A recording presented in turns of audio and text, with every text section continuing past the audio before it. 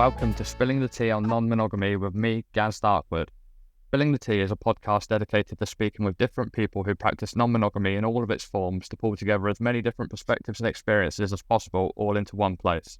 In each episode, I will be joined by a different guest to talk about their own non-monogamy experience. I'm always looking for more guests, as without you, there would be no podcast. So if you would like to be a guest, please send an email to spillingtheteapodcast@outlook.com. On this episode, I'm joined by Mary. Hey, Hi, how are you doing? I'm doing good. How are you? Good. Yeah, I'm good. I'm great. Happy to have you here. I'm happy to be here. So to start, I'll just ask, how long have you been practicing non-monogamy, and how old are you, or give us a ballpark figure. I'm 30 and I've been practicing non-monogamy for about 5 years, probably. I've been interested in it, I guess, since I started being in relationships, but didn't really think it was something possible for me until 5 years ago. Me and my partner at the time decided to open up our relationship. Yeah, and it was pretty messy when we first started because we didn't really know how to go about it. Our communication wasn't that great at the time, and we weren't in the best spot in our relationship anyways. So I think starting non-monogamy while having a partner was a difficult thing and didn't feel appropriate. I'm no longer with that partner anymore, and doing solo non-monogamy as I'm figuring out what I like and what feels good for me and what I want my relationships to look like feels better than trying to figure it out with a partner, for me at least. Yeah, definitely. And everyone's different, and everyone does things their own way, and different things work for different people. And that is kind of the point of this podcast, really, is I want to give people, especially people who are new to non-monogamy and are learning for the first time and trying to find information, just to show them that, look, there are all these different people and they all do things slightly differently. You don't have to fit yourself to the same way anyone else does things. Just do it however it works for you. Yeah, that's what I love about the different framework. So what terminology do you use to describe yourself? Do you just use non-monogamy, or do you think of yourself as polyamorous, or how does it work for you? The term relationship anarchist seems to best fit how I operate. I've only ever had one serious partner, that partner that we tried opening up with. And in the past couple years of me being single and figuring out relationships, different. There aren't really any terms that I feel fit for me and my intimate relationships that feel like something I can commit to. What I feel like with a relationship is it's hard for me to, or I don't want to commit to any phrase like boyfriend or husband or partner, because I don't understand what comes with that word or those words. And so what I'm interested in committing to with people, friends or intimate partners, would be actual physical things that we would be doing together or creating together, or if someone is hey Mary, I want to have dinner with you once a week. That would be a clear understanding of something that I'm committing to, rather than, hey, I want to be your boyfriend. I'm just well, what does that mean to you? What am I actually physically committing to? I think that's I think that's quite an important thing for a lot of people, is that whole labeling. And actually that's something that I kind of want to deconstruct in a way in general, because I think people see a label and think, okay, I have to subscribe to everything to do with this label. So people will read up on, say, let's use polyamory for instance, and go, oh, well, if I'm polyamorous, I need to do X, Y, Z. But actually, well, not everyone that's polyamorous necessarily does those things. Maybe only X works for you, or maybe only Y works for you. And I think what you said kind of leads into that a bit, that like you don't necessarily want to have a label with any particular person. You'd rather it be, you know what it is. Like, wait, if it's we're boyfriend and girlfriend, for instance, what does that actually mean? But some people just really want that label without actually thinking about what it means as a whole. Like, how much do you then have to commit to that person because you've put that label on the relationship? Yeah. I don't know if this is true for everyone, but in my life in the past, I feel like I've wanted a boyfriend or a partner because I wanted that security of of relationship or of physical touch, because I was lacking that. And so along with kind of deconstructing the labels of relationship and realizing that relationship anarchy feels better for me, of just seeing what feels right at a given time with two people, is I'm also trying to build up a community of just like friendships where I don't ever feel like I need a romantic or intimate partner to feel fulfilled. So that then if I have like a strong community, family dynamic, then it feels like my intimate relationships are more, they're not based on like, I need this thing. It's more like I'm truly feeling connected to you. And so we're going to see where this goes or what we're both wanting. Yeah, I think that's a thing that a lot of people, when they start exploring, especially things like polyamory and relationship anarchy, is opposed to more sexual types of non-monogamy, is that thing of like each connection being important in its own way, and therefore think you do place a bit more power into friendships and the connection you have with your friends. It's not just that you're not friends just because you've crossed paths. It's that, no, you actually enjoyed spending time with this person and you want to do it more. And there's no romantic or sexual pull there. It's just that actually you do have a connection. It's just not the same as a romantic or sexual connection, but that doesn't mean it's any less important. Yeah, not at all. Yeah. Yes. So can you tell me about your current situation? Do you have multiple partners, or do you cohabit with anyone, or what's your situation? Currently my situation is I live in a house with my child, and two close friends of mine live in a camper in my backyard, and we share the common spaces in the house. But like our sleeping, I sleep in the house, but they sleep in their camper. But everything else is kind of shared. And Yeah. they're just friends. There's no like intimate relationship with them. And for me, like with my intimate relationships, it's very like, it ebbs and flows. I've noticed that when I meet new people, I'm often, if there is any kind of romantic or sexual connection, I'm often very, very interested with like a new person, and it feels like it to be sexual with them. It helps propel the relationship to like be closer faster than it would take if we weren't being intimate in that way. This is something I've been thinking about recently because I've noticed this trend for myself, and it's kind of something I want to make sure I'm vocalizing with people, so that there's an understanding like this seems to be how my body and mind wants to work in relationships. And I noticed that like after being intimate with someone for a little while, if the relationship has become something that's strong, I guess even if it hasn't, I tend to like move away, not from the relationship, but from being interested like in being intimate physically. Yeah.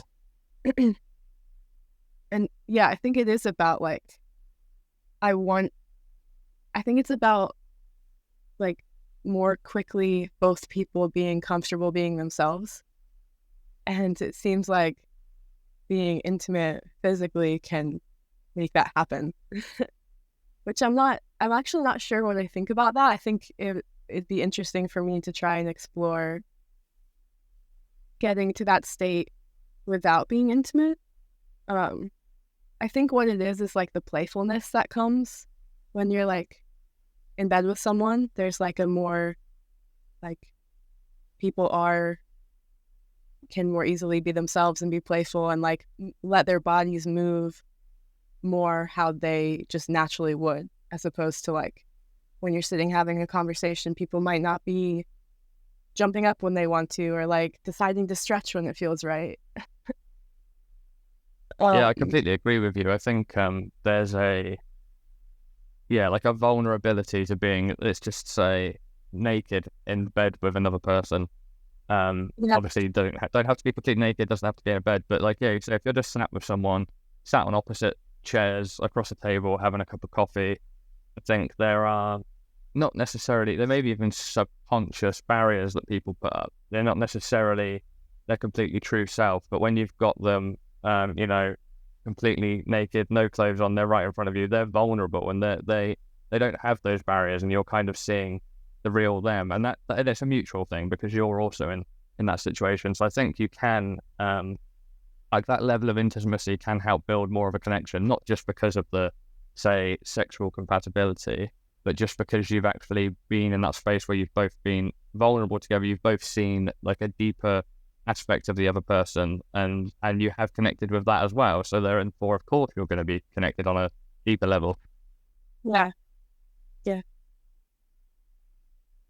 think a lot of people think of it as like sex specifically, and that sex can build a connection, but I don't think it is necessarily the sex, but it is that thing of kind of being vulnerable and being more open and being more yourself with another person that actually lends to strengthening that connection. Yeah, And there's definitely. a thing, like you said, about being interested in exploring what it would be like to build a connection with someone without having that. And that is a thing that I've heard of people doing. Like, I don't want to jump straight into bed with someone. Let's see how it goes without that. But I think that actually in some circumstances, without that, actually you might never get to that level of connection. And it's not because you haven't had sex specifically, but it's because you haven't been in that situation where you've both been physically vulnerable with each other. That helps you both get to know each other on that deeper level. Yeah. I don't think it is about any specific act. It is, I think there's something to specifically being naked with someone and specifically laying down next to them. That is like being comfortable. Yeah, you're relaxed and vulnerable. And that yeah. And then if you also get to the point where you're comfortable, where your both bodies are moving freely, it's like, you're dancing together, and like that feels so good. and it's not planned, and you're not no one's giving instructions, no one's taking instructions, you're just doing what feels right in the moment, and if it works, it works, so it feels great. Yeah. One thing you said actually about specifically like being naked and just being lying down with someone, I think there's to me at least, there can be more intimacy in that than actual physical activities. Like, everyone's horny, everyone masturbates, everyone wants to have sex, but actually the thing of just being in that sort of vulnerable position of just being lied down on a bed or anything, completely naked next to someone else that's in the same situation, like, to me that's the thing that actually sort of crosses that barrier of intimacy in a way on more of a like psychological level. Yes. Yeah. So what's your current situation? Obviously with relationship anarchy, I wonder, like, do you class yourself as dating people, or how would you define your connections with people? Like, is everyone just a friend, or would you class people as friends with benefits, or do you not tend to label relationships and people are just who they are, and whatever happens between you and them doesn't matter, it doesn't need to be labeled? Yeah, I think I prefer not labeling, and I would probably call most people just friends. Uh, but I think they're like, I have a couple of people who are like a lot of my friends that I'm intimate with, it's not like a consistent thing. It's like maybe like for a month last year, we were more intimate together, but then it kind of dwindled, and maybe it's coming back like now for a little bit. Um, and then there are like one or two people that have been like more consistent, like for a whole year and a half. Like there's been one person that I'm consistently being physical with. And so Yeah, I think I would sometimes use the term like sexual partners. I don't know. yeah, But I still don't necessarily feel any different towards them than my yeah, friends. Like I don't feel any, there's no extra level of commitment in it. yeah, So that's why it doesn't feel like it's really that different than just they're still my friends. yeah. So it's interesting because I have partners, or what I would call partners, but I also have one person that I don't know if I'd use this terminology, but it's what most people would use, would be friends with benefits, right? So like you used sexual partners, but it kind of goes further than that because we actually, most of the time that we are together or that we're talking, um, it's nothing like sexual. It's definitely nothing romantic, and it's nothing sexual at all, really. We're just friends. There just Good. happens to also be this sort of like added sexual component on top of it. And I think that's one differentiation that I've always made between, like, people use these two terms interchangeably, which I personally I think is incorrect. So friends with benefits and fuck buddies, right? And the way that I see it is the importance is on the first word. So fuck buddies, the first word is fuck. So that's someone that you fuck, but you're also kind of friends with. Whereas with friends with benefits, friend is the first word. So it's like, he's my friend, we are friends, we have a friendship. That's the key thing. But there also is a sexual element. So and that's very different to me to having partners where I have romantic and emotional, say stronger emotional feelings for, and we spend much more time together and we do much more things and everything. Whereas that I still classify as just a friendship. Good. Yeah. Yeah, I would say I have like different relationships that would fall into those two categories, as you're saying them. Yeah, yeah. But Yeah. so I'm interested in if you're do how much. So normally I would ask people how they communicate with with one partner about their other partner, etc. But if you don't class yourself as having specifically romantic partners as such, how do you go about, like, if you're seeing one person or say spending time with or sleeping with or whatever, how much do you talk to them about the other people that you may be doing similar things with? Or is it all just, there's no questions asked, I'm doing my own thing, you don't need to know about what else is going on? Or are you quite open with it all with everyone? Um, yeah, I don't really like to like give specifics with anyone Yeah, about what I'm doing with my other partners. Um, but I do like there's usually a conversation about like if they want to know if I am being sexual with other people, then I would tell them that. I think yeah, that's specifically in regards to just like safety with STIs. yeah, So yeah, that yeah, 100%.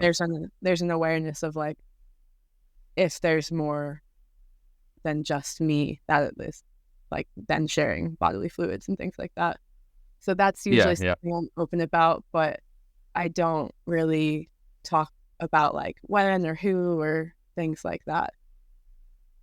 Yeah, yeah, that's understandable. I mean, this is one of those things that I think a lot of people do very differently. Some people will tell everyone everything, like, tell partner A, oh, I'm going out with partner B tomorrow night, or what did you do at the weekend? Oh, I was out with this person, or whatever. But then other people tend to keep things separate. Like, no, you don't need to know about the other people I'm seeing. It's just let's keep it all completely separate. So it's just interesting, I think, to show that there are different ways that can be done. No one has to have the same level of communication with how much they're happy to divulge about their other partnership. Yeah. And I like more privacy in my relationships and people not really knowing what's going on. It feels more, for me, I think it feels more romantic, but it also feels more comfortable. Yeah, I think that's quite a heavy relationship anarchy mindset as well. That thing of, I mean, privacy is a thing that everyone values, but any relationship can be anything, and it kind of doesn't matter. There's no one's tied to anyone else enough it shouldn't be important to anyone, any of your other partners, what else you're doing in your spare time. It doesn't, like, as long as you're still there for them when they need you, or when you've got plans made, like, your free time is yours to do what you want with it, and it doesn't matter what you're doing or who you may be with. It's irrelevant in a way. Yeah. I used this analogy with a friend recently that, like, for me, being sexual with someone would be the same thing as, like, blueberry picking with someone. Like, if I go blueberry picking with one friend, like, and another day another friend wants to go blueberry picking, like, it seems like that same, like, if one friend wants to go rock climbing but I don't enjoy rock climbing, I feel like they should find someone that enjoys rock climbing. For me, that's not, and, like, for me, sex feels like just another thing to do that is enjoyable the way, rock climbing or blueberry picking would be enjoyable. Yeah, And it's so funny that you use those analogies, actually, because I have a similar one, but sorry, carry on. oh yeah, it's okay. I don't remember, but it's okay. So my analogy, which is what I've used with people when they've asked me, when I've monogamous people have asked me about non-monogamy in the past, what I use is go to see a film at the cinema. So I will say, like, if within your friends, if your friend, not sexual, just a platonic friend, said to you, "Oh, I'm going to go to the cinema with this person," does it matter? Would you be upset about that because you're not going to the cinema? Like, you can still go to the cinema on your own. You can still go with them another time. Does it matter that they are going and doing this with someone else? It doesn't take anything away from you. It's not stopping you from going. It doesn't mean you can't also go to the cinema together in future. Maybe this particular film you're not actually interested in. Yeah. So why would that upset you? If your friend said to you, "Oh, I'm going to go to the cinema with this other friend," most people would just say, "Oh, okay, cool. Yeah. Okay, that's awesome, right? Okay, that's not a big deal." But when it comes to sex specifically, that seems to be a big problem with someone. If someone's partner says, "Oh, I'm going to be seeing or having sex with this person this weekend," and then that can be a big deal. But I try and think of it as, well, if you take the word sex out and you take it on, like, going to the cinema to see a film, would you have the same reaction? Why is it different just because it's sexual, when I really don't think it should be? And I wonder if why it's different is because it's not as, like, you could probably text any of your friends and ask them to go to the cinema, but you probably couldn't text any of your friends and say, "Hey, I'm horny, do you want to have sex?" And so I think the difference might be, like, for me, if one of my partners is, like, I'm the only person that they get this intimacy with, or this, like, connection with, and then I'm having this connection with, like, 3 other people this week, but not with them, it can feel like, well, it could feel more like a meal that they're not getting that is necessary. It might feel more like I'm making lunch for everyone, but not you, and you're not getting lunch today. And there's no one else that can make you lunch. And I think I think that's the problem with the view of intimacy needing to be, like, reserved. I don't know. But I think that might be why it's different. Like, because with blueberry picking or going to the cinema, like, anyone might be interested in that with you. Yeah, I think I do like your analogy of making lunch and someone missing out. But I guess the thing would be, there's only so many hours in the day, and I think everyone, and I think this is the thing with certain non-monogamous situations, is that people are a lot more careful with their time and also how much time they can give to people. So, oh yeah, this person may not be getting lunch this week, but it's just because my schedule's full. They can have it next week. It's not that I don't want to do it, I just haven't got time. But next week maybe I'll have more time. Yeah. I've only got so much time, and there's only so much I can give. And that's the same thing with a situation I saw recently when someone was saying similar thing, not having enough time or their partner not having enough time for them. But it's like, but you have to schedule things. You can't say to someone, oh, can we hang out at 11 a.m. on a Wednesday morning? If someone said that to me, I'm like, well, no, I'm at work. And that's not me saying, no, I don't want to spend time with you because I'm prioritizing someone else. Like, that just doesn't fit into my schedule because that period's blocked out. I'm at work. I can't get out of that. So it shouldn't matter how someone else manages their schedule. If someone cannot fit you into their schedule and they don't seem to want to make an effort to try, I can then understand how that may feel upsetting, and then maybe a conversation would be had. But for instance, like you said, this week, I'm making lunch for other people. I can't make it for you. It's just because there's no space in my schedule. It's not anything personal. Next week, my schedule will be slightly different, and then maybe I can make you lunch twice. It's all sort of a balance. Now I'm thinking, like, with that analogy with the lunch schedule, is like, well, if I made lunch for everyone at the same time, it'd be the same amount of time, just more ingredients. And like, I mean, yeah, I try to think of how we can go down that path without the language becoming too graphic. But orgies do exist. Yeah. But the thing is, it's not. I don't think it's necessary the sexual acts that people are really needing. Maybe sometimes, but I think more than that, it's like, and for me, I think what it is especially is just to be laying down next to someone and like breathing. Like, I think I'm able to relax a lot more when I'm resting and laying down next to someone. And like, yeah, the idea that, someone I really care for is not getting that, what does make me feel sad, because I know how important that feels to me. Like, to be able to lay down and just rest with another body is like one of probably my favorite thing to do. And I think I do understand that. That might be part of like what happens, like, yeah, like I think that's the biggest thing for me with having different friends that I'm intimate with or different sexual partners. I do think the biggest thing is like laying down and relaxing and just breathing next to each other. And then sometimes sex feels right and it happens, but then after sex as well, there's just more time of just laying down and like breathing together. Yeah.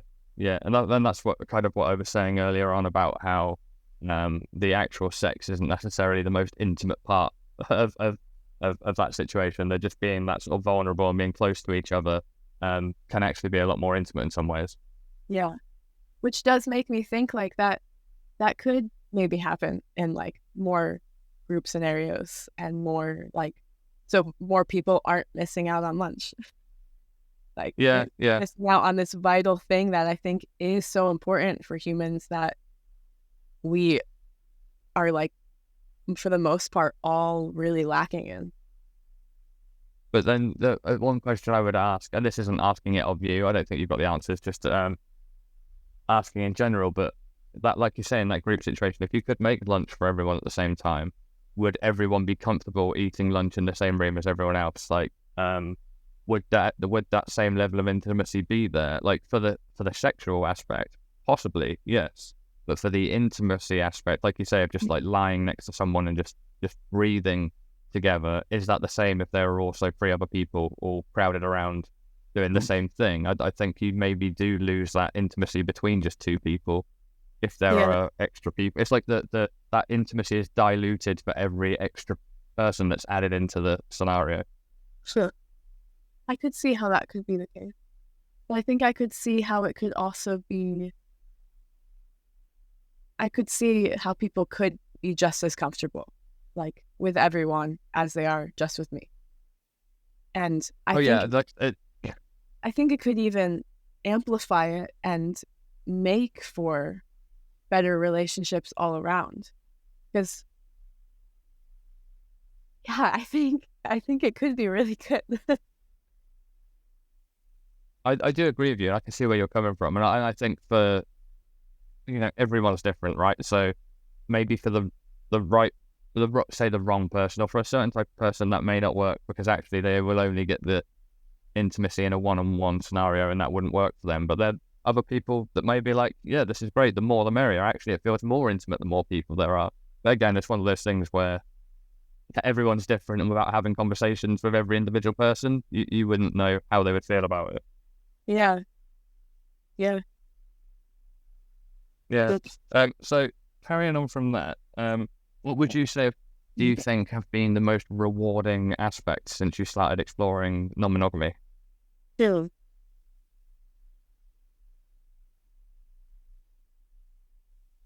It could be anything. I mean, some people just like the freedom to be able to kind of do things as they see fit and explore the way they want to. Everything is an option in a way. I think it would be the community aspect, because a lot of my close relationships have been formed from initially it being a more sexual relationship, and then has moved into maybe more friendship. But I think I Yeah. found a lot of like-minded people through like trying to find people that want to live more non-monogamously, and that's also made me find people that are interested in living similar to me in other aspects aside from just relationships, but in how we want, like what we want to build in the world. And yeah, I think I've made such a rich community of friendships. And then like I'm in a friend's house right now where I met through like just through an app, and then we've switched into just being friends. And since then, like we've both met lots of other people through each other and are building like just a much, yeah, it's the community aspect of it. It feels so good. Yeah, that is a really great answer. I'm really glad that that's worked out that way for you. So you said you met this friend through an app. Isn't that how, do you engage with like a larger like non-monogamous community as a whole, or do you just meet people one-on-one through apps and things, or how does that work for you? It's been all one-on-one. Yeah. And yeah, Right. I like a couple of years ago I was using Field for the most part is where I've met people. Yeah. And yeah, it's always been one. I think I would interested in like meeting people through other ways as well, like group scenarios, but I'm not really sure where I would go for that. I don't live like in a city or anything, and so yeah, I mean everywhere's different, but so I'm part of the local kink scene, and through the kink scene you'll find most people in the kink scene are non-monogamous anyway. And then within that there are like for instance polyamory meetups where people, it's generally just they're not events for people looking to meet other people. It's generally going to be just people who are poly just hanging out at a pub having a few drinks together, and then people just chat and people get to know each other through that. And yeah, like I know quite a lot of poly non-monogamous people, and you go to any of these things and it's almost like a kind of twisted web of connections, because like, oh well, I'm friends with this person, they're seeing this person, I know this person through this other means, they're also dating this other person who I've met one time, but that person is dating this person who I'm actually friends with. And it's weird how these things all can kind of link up within that group. I just feel like from your not necessarily your experience, but more from your what you're striving for, I feel like that if you can somehow find that sounds like it's the sort of situation you'd enjoy being in. Yeah, I think it definitely is. Like so it's different. I mean, I wouldn't force anyone to start exploring the kink scene that's not already interested in it, but I think it's worth yeah, it can be worth knowing that actually the kink scene has a lot of non-monogamous people in it, like definitely are the majority. So yes, it is a really good way to meet people, even if it's, just friendships and things. Like I have one friend who, we both into horror films, so we go to the cinema once a month. There's no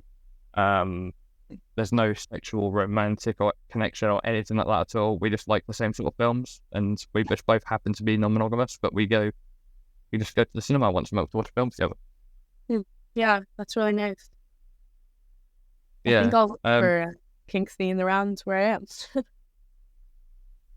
I'd say it's worth exploring if you have some interest. I'm sure you'll find it. I think these things exist everywhere. They're just not necessarily particularly obviously signposted for you to know about it. But Yeah, I'm sure if you look, you'll hear find about it in the coffee shop.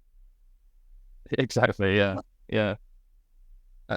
So next question I'll ask you is, so you said that you started 5 years ago. You opened up your monogamous relationship at the time. In the 5 years since then, are there anything that you've learned that you would do differently if you could go back in time? So when you came to opening that relationship, would you do things differently based on what you know now? Yeah. Yeah. I mean, if I was put right back in that situation right now, I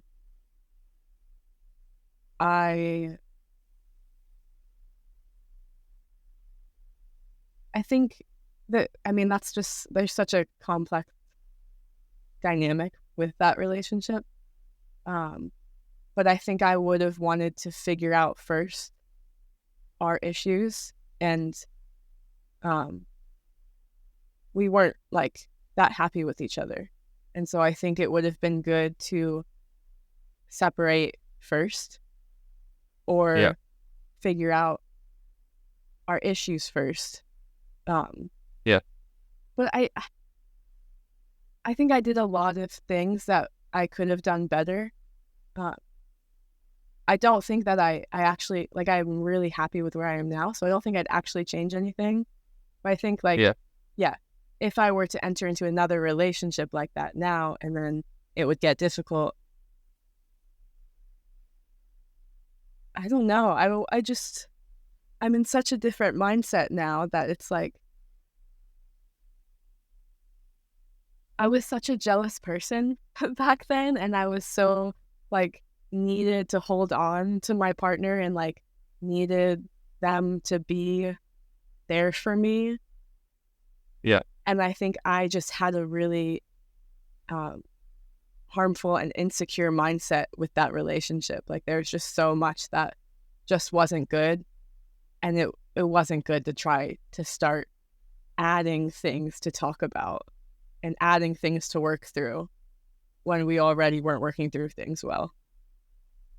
Yeah, I think that's one of the things that's quite common, actually, that you hear about people opening relationships that aren't necessarily working well because they think that's going to help fix the relationship. And I don't know if it does help. It's very rare, but I don't think it does at all, because if there were already cracks, all you're doing is widening the cracks, making the cracks run deeper by adding all this extra weight on top of it. I think people are in that scenario, like, if you want to open the relationship, that's fine, but really you need to work on the relationship you're in first. Once you've got that to a good place, then look at opening a relationship. But also, like, it does go the opposite way, in which case maybe no, don't open the relationship, but maybe the relationship has just run its course and actually you're better off just ending it. You don't need to be able to explore other people while staying together. Maybe you actually just don't stay together and you both go your separate ways, and maybe that is actually the best way forward for both of you.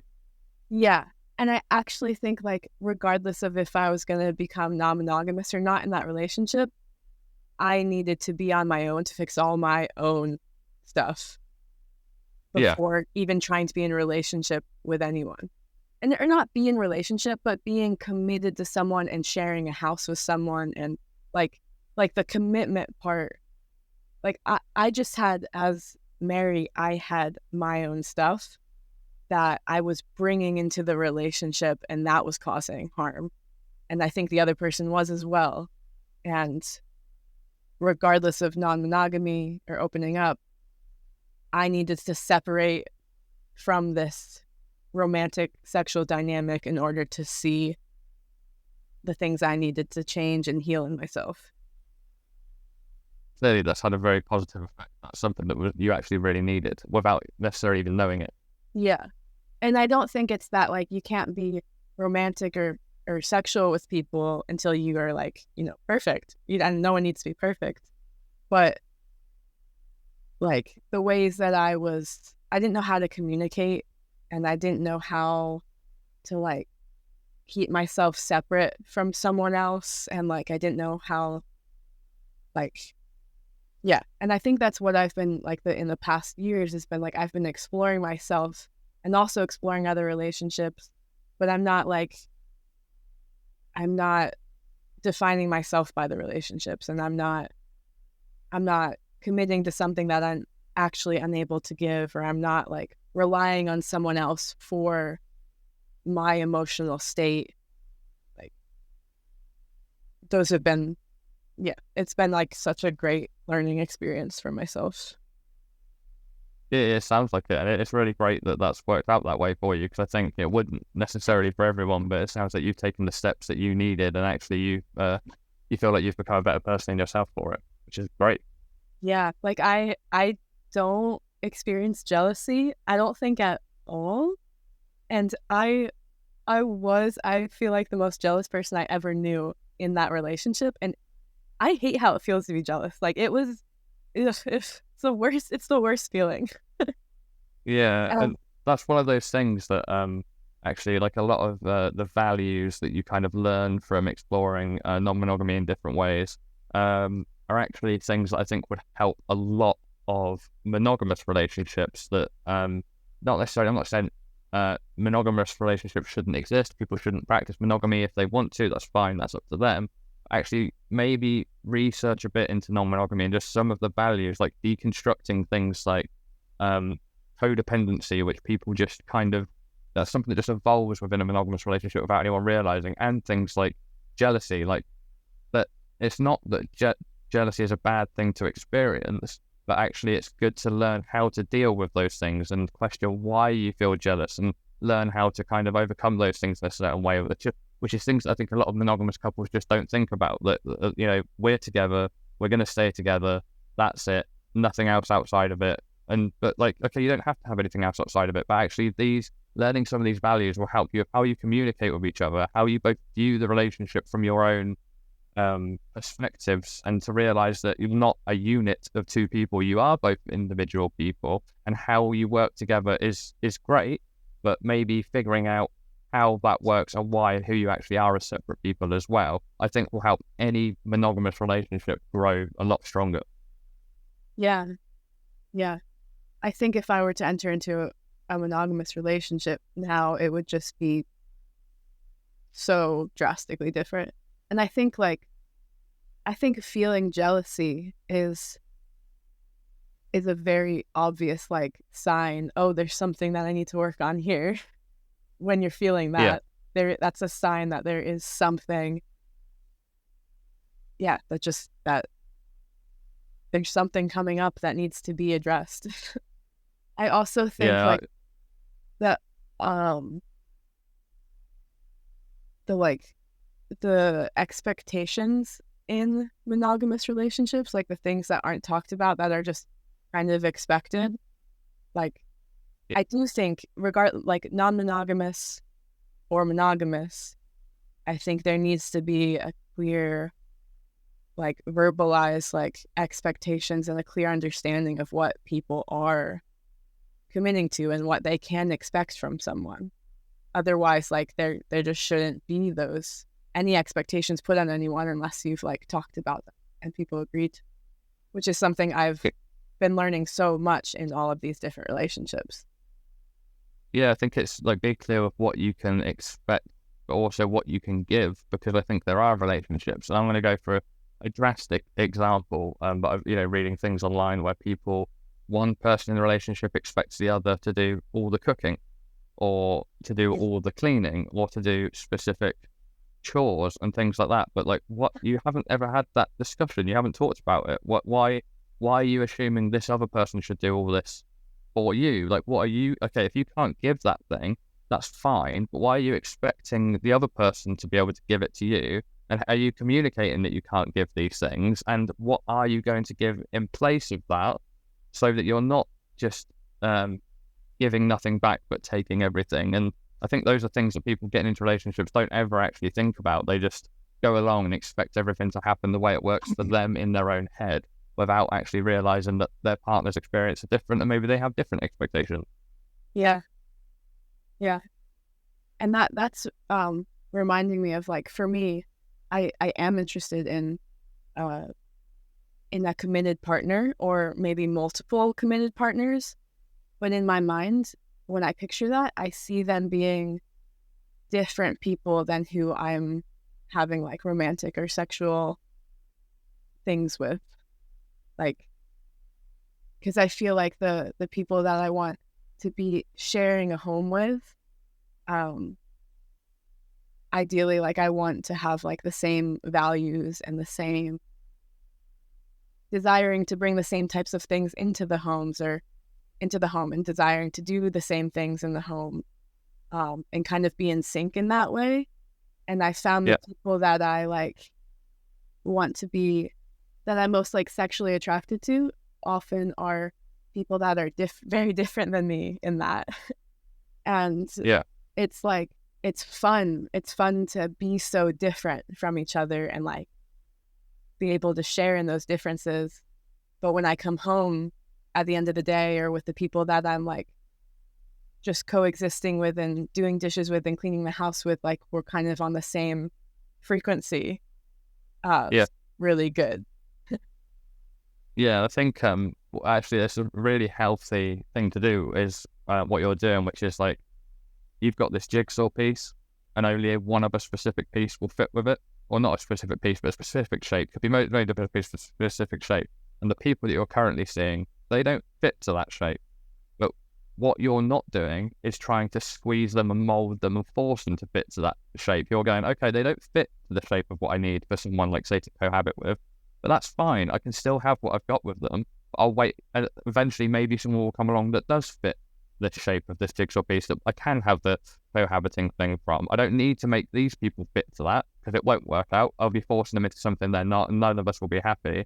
But at the same time, I don't need to rush into finding someone to fit that shape, because I can still be enjoying the time I've got with these other people at the level that it's at the moment. Yeah, exactly. Yeah, I think that's great. So one thing I want to ask is, if someone was new to exploring non-monogamy now, so if you've got a monogamous friend and they said to you, I'm interested in exploring non-monogamy, can you give me any tips? What's the first bit of advice you would give them? I think I would say, ask if there is specific things that you are wanting to explore or try. Like, if there is something specific that you're wanting to do with people or explore with people, to maybe understand that's what you're wanting. And maybe, I think probably just asking people, I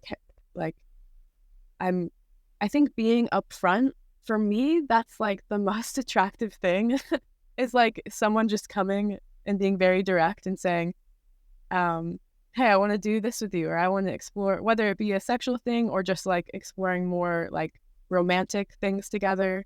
Like, being very straight with me is so hot. And it's also like, just, it's easy, it's more clear, and I understand, oh, this person wants this thing and I am interested in that. I'm interested, like, or I know that I'm not interested in that, but maybe I know someone that would be, and I could like try and help them find someone that would be interested in that. I think, it would be to get in touch with what you're wanting. Or maybe if they're like, I really don't know what I want, but I know this isn't working for me, then I think that would be something to also tell whoever you're wanting to like try and be in some non-monogamous relationship with, and there be an understanding, like, we are just totally exploring and we don't even know what we're exploring, but whenever something starts to not feel good, that we say that, and then, stop doing that thing or stop partaking in like this form of relationship with each other. I think just being upfront and honest as much as possible is the best thing anyone could do. Yeah, so first off, be honest with yourself, figure out exactly what it is you want, what you can manage, what you can give, what you'd like to receive, and then be very clear with communicating that with other people. Yeah. And I think maybe it might be easier to know what doesn't feel good than to know what we want. And because if someone knows monogamy hasn't been feeling good for me, I want to try something else. And then you're exploring, but you don't really know what you want. As long as you say, oh, this act isn't feeling good for me, or this relationship isn't feeling good for me, let's try to shift this. That's I think probably the best thing that you could do. Yeah, definitely. Yeah, that's great. So I have one last question for you, and then we'll wrap up this episode. So off the top of your head, I don't want you to think too hard about it. Just give me the first answer that you can think of. Can you summarize in a couple of words non-monogamy for yourself? Freedom. That was the first. Yeah, I don't feel tied to anything. I don't feel I owe anyone anything, and I feel able to move in the world as it feels good for me. And I want that, and I want that for everyone else. Or I have that, and I really wanted it for everyone else. It just feels so freeing. Yeah, that's great. I think that's a perfect answer. And in a way, I do know exactly what you mean. I kind of think this feels so good for me, and I want to share it with other people. I kind of want to, shout it from the rooftops. Everyone, try this. It's really rewarding. It's really fulfilling. I want you all to experience what I experienced. Yeah.